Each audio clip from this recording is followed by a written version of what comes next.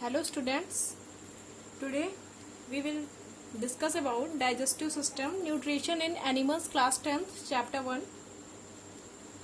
All animals including humans are heterotrophs. They obtain food from plants and animal products.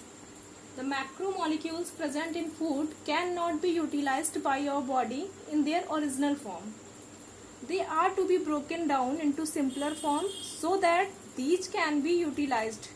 This topic deals with the simplification of complex food with the help of enzymes and digestive juice, and they are used by animals' body. The digestion of food materials in the digestive system is a complex process. Complex process means breaking down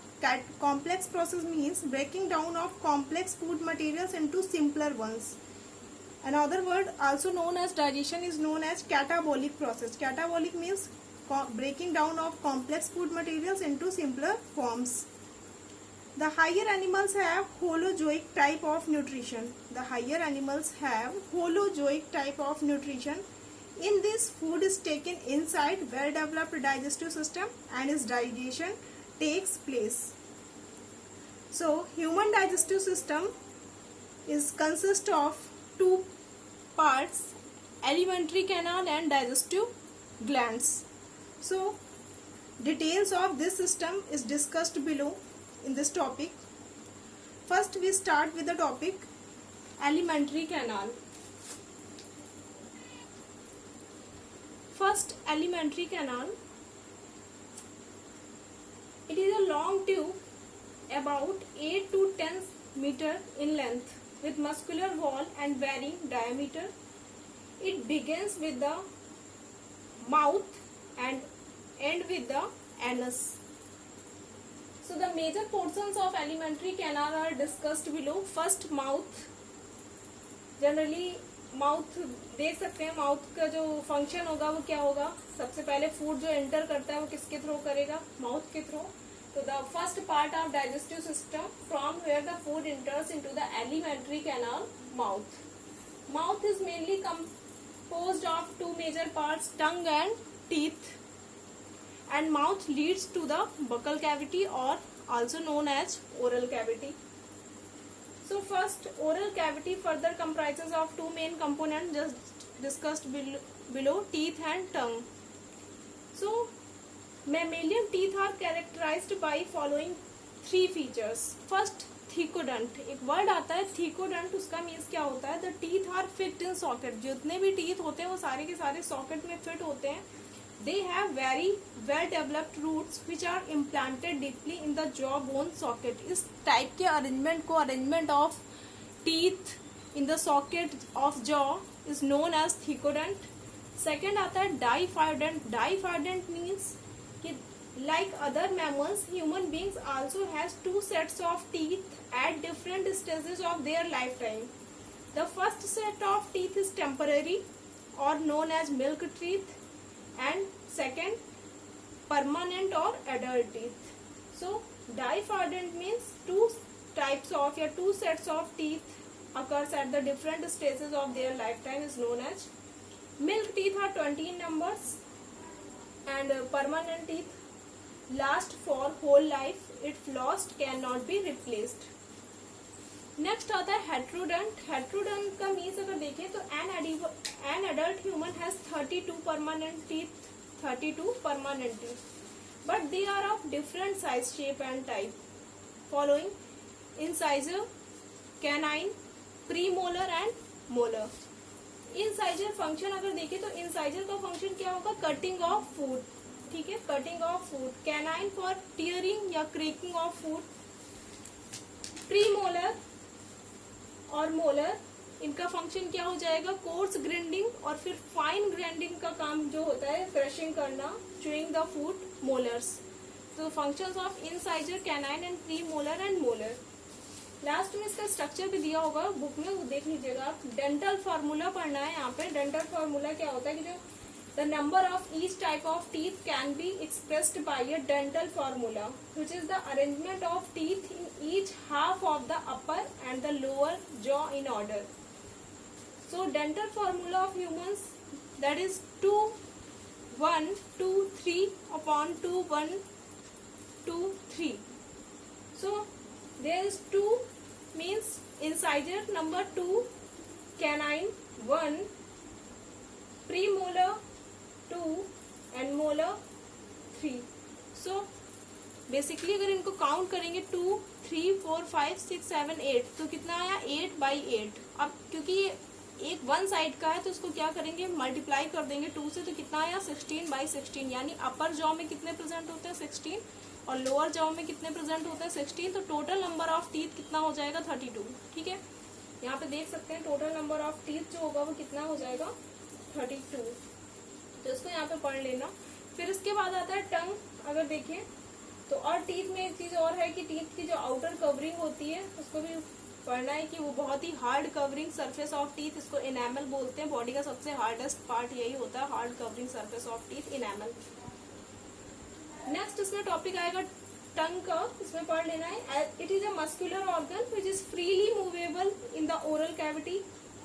a fold called frenulum attach the tongue to the floor of oral cavity. यानी कि जहां से टंग ये attach होती है oral cavity से, उस part को क्या बोलते हैं फ्रेनुलम.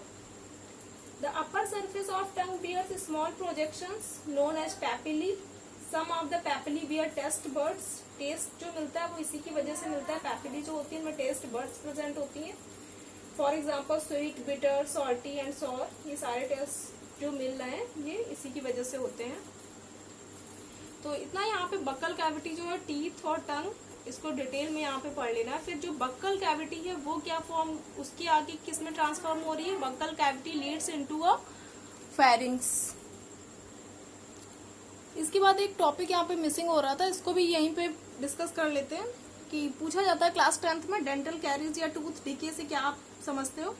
तो बता सकते हो जनरली टूथ डिके नाम से ही लग रहा है कि यहाँ पे जो टीथ है हमारे इन्फेक्टेड हो रहे हैं. It is a condition which cause gradual softening of enamel and dentine. It usually begins when bacteria acting on sugar produce acid and soften or demineralize the enamel. यानी जो enamel है वो क्या हो रहा है demineralize वहाँ पे हो रहा है. किसकी वजह से, action of bacteria. इसको डेंटल प्लैक भी बोलते हैं. Due to this the saliva fails to reach the tooth surface to neutralize the acid because plaque covers the teeth. तो देखोगे यहाँ पे जो येलोइस होती है जिसकी वजह से पूरे के पूरे टीथ जो होते हैं वो कवर करने लगती है. तो जिसकी वजह से सलाइवा का फंक्शन होता है कि वहाँ पे एसिड है तो प्रेजेंट है, तो सलाइवा क्या करेगा वहाँ पे न्यूट्रल करेगा प्रोसेस को. एसिड और बेस मिलके न्यूट्रल होता है. तो सलाइवा यहाँ पे क्या कर रहा है, fails to reach the tooth surface to neutralization the process. Neutralization ही नहीं होगा. So brushing the teeth after eating remove the plaque before the bacteria produce acids.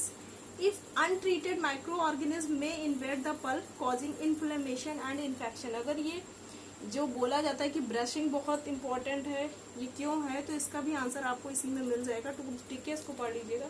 फिर इसके बाद पढ़ना है कि बक्कल कैविटी जो है वो किस में लीड हो रही है. तो फेरिंग्स में पढ़ना है कि it is a small funnel shaped structure located behind the oral cavity. It serve a common passage for both food and air. यानी यहाँ पे एक कॉमन पैसेज होता है, फूड का भी और एयर का भी ट्रांसपोर्ट कर रहा है. That is, it is communicates with both esophagus and trachea. Food के लिए यहाँ पे एक पैसेज होगा. अभी ये देखो, ये नीचे दिया है इसोफेगस, फूड पाइप, और दूसरा क्या होता है ट्रैकिया जो विंड पाइप.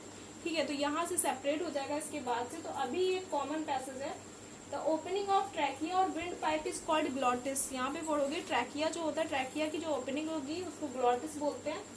और जो ग्लॉटिस होती है उसके ऊपर एक कैप लाइक स्ट्रक्चर होता है जिसको क्या बोलते हैं एपीग्लॉटिस. और इसका काम क्या होता है, prevent the entry of food into glottis. पता चला जो फूड है वो फूड में जाए इसोफेगस में, और जो एयर है वो ट्रैकिया में जाए. इसलिए यहाँ पे एक एपीग्लॉटिस कैप लाइक स्ट्रक्चर होता है जो कि प्रिवेंट करता है फूड को जो कि इसोफेगस में से ट्रैकिया में ना जाए. ठीक है, तो इसको यहाँ पे पढ़ लीजिएगा. फिर इसके बाद नेक्स्ट पढ़ना है इसोफेगस. इसका काम क्या होता है, तो इसोफेगस में बता सकते हैं कि इसको फूड पाइप बोलते हैं. It is the thin long muscular tube that extend passing through the neck, thorax and diaphragm and finally leads into J-shaped bag-like structure called stomach. यानी ये किसमें ओपन हो रहा है इसोफेगस, तो यहाँ पे देख सकते हैं कि स्टमक में ओपन होगा, J-shaped है.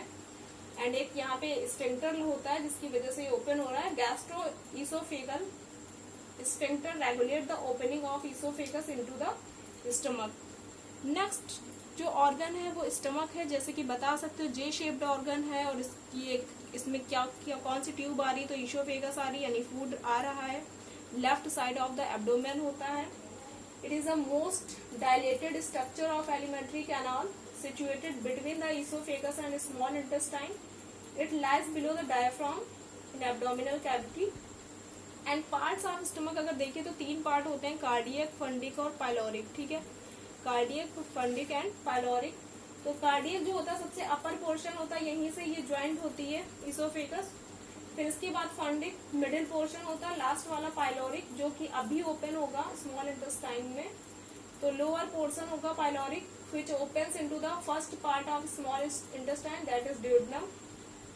इसके बाद यहाँ पे पूरा का पूरा स्मॉल इंटेस्टाइन पढ़ेंगे, यानी कि जो पाइलोरिक है वो ओपन हो गई किसमें, ड्यूोडेनम में। ठीक है, फिर स्मॉल अभी यहाँ पे इसके बाद नेक्स्ट जो वीडियो होगा उसमें मैकेनिज्म पूरी पढ़ेंगे। तो यहाँ पे हम फंक्शन स्टमक की या स्मॉल इंटेस्टाइन के फंक्शन डिस्कस नहीं करेंगे, क्योंकि जब मैकेनिज्म पढ़ेंगे तो वहाँ पे वो सब कवर हो जाएगा।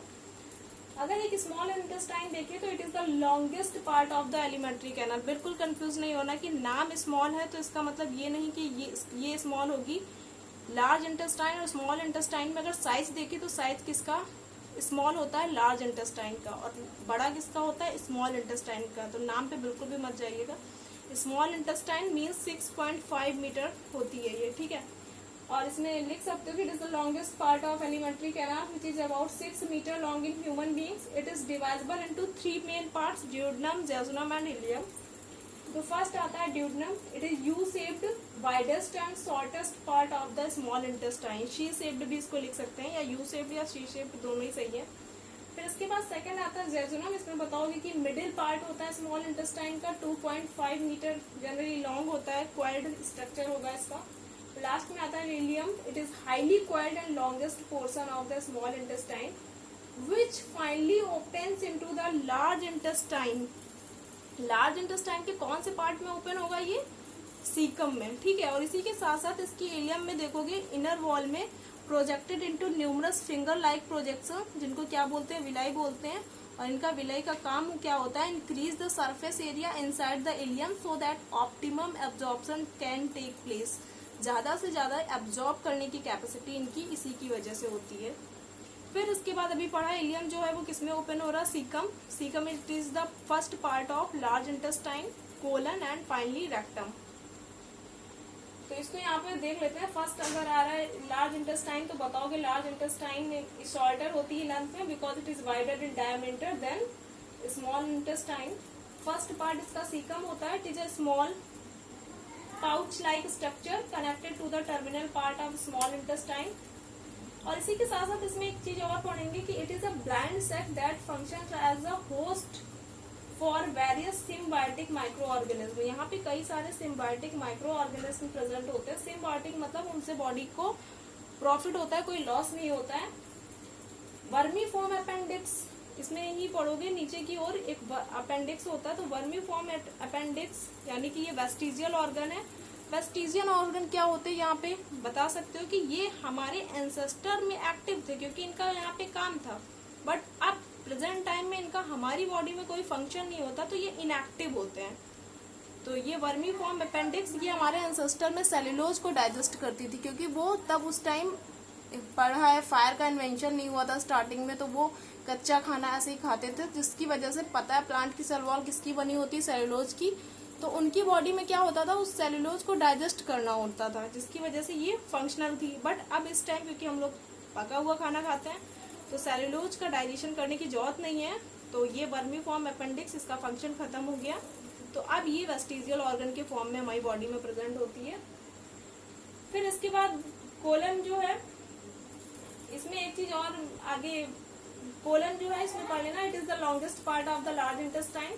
The caecum open into colon, और इसके 3 पार्ट होते हैं, असेंडिंग कोलन, ट्रांसवर्स कोलन और descending colon, based on the structure. ये स्ट्रक्चर में देख सकते हैं। लास्ट का पार्ट आता है rectum. It is the last part of the large intestine. The descending colon finally opens into the rectum. Which serve to store the faecal matter. इसका काम क्या होता है, फीकल मैटर जो भी है, वेस्ट मटेरियल जो भी है, इसको स्टोर करना। And which open to outside through anus. Last में फाइनली ये किसमें ओपन हो रहा है, एनस में हो रहा है। तो अगर एलिमेंट्री कैनाल की पूरे की बात करें तो इसमें कई सारे ऑर्गन्स आए हैं। सारे ऑर्गन्स को आपको ऐसे ही फ्लो चार्ट बना दिया जिससे कि इजीली समझ में आ जाए। एलिमेंट्री कैनाल जो है वो स्टार्ट हो रही है माउथ से, फिर माउथ जो है वो किसमें leads to the buccal cavity, oral cavity. फिर ओरल कैविटी के अंदर दो ऑर्गन, मेजर ऑर्गन पढ़ेंगे, टीथ और टंग, ठीक है। फिर टीथ में भी 3 वर्ड बताए, थीकोडंट पढ़ना है, डाइफाइडेंट पढ़ना है और हेट्रोडंट पढ़ना है। तो थीकोडंट का मतलब क्या होता है, arrangement of teeth in socket of jaw. फिर डाइफाइडेंट का मतलब क्या होता है, 2 टाइप के सेट्स जो है टीथ के पाए जाते हैं, एक टेम्पररी होते हैं मिल्क टीथ और एक परमानेंट होते हैं। फिर इसके बाद बताया हेट्रोडंट मतलब 4 डिफरेंट टाइप के जो टीथ हैं वो प्रेजेंट है, incisor, canine, premolar and molar. फिर डेंटल फार्मूला पढ़ लीजिएगा। इनेमल क्या होता है, टूथ डिके क्या होता है, टंग में क्या होता है, फ्रेनुलम क्या होता है जो कि भी बताया। इसके अलावा टेस्ट बर्ड्स क्या होती हैं, सब पढ़ लीजिएगा। फिर बक्कल कैविटी किसमें ओपन हो रही है, फेरिंग्स में। फेरिंग्स क्या होती है, कॉमन पैसेज होता है फूड एयर का, जो किसमें ओपन होगी, इसोफेगस में। फिर इसोफेगस क्या है, स्टमक में ओपन होगी। स्टमक क्या है, 3 पार्ट होते हैं, कार्डियक, फंडिक, पाइलोरिक। तो पाइलोरिक किसमें ओपन होगा, स्मॉल इंटेस्टाइन। स्मॉल इंटेस्टाइन की किस पार्ट में होगा, ड्यूडनम। फिर ड्यूडनम, जेजुनम, इलियम। इलियम किसमें ओपन होगा, सीकम। किसका पार्ट है, लार्ज इंटेस्टाइन का। फिर सीकम, कोलन, रेक्टम, और रेक्टम फाइनली किसमें ओपन हो जाएगा, एनस में।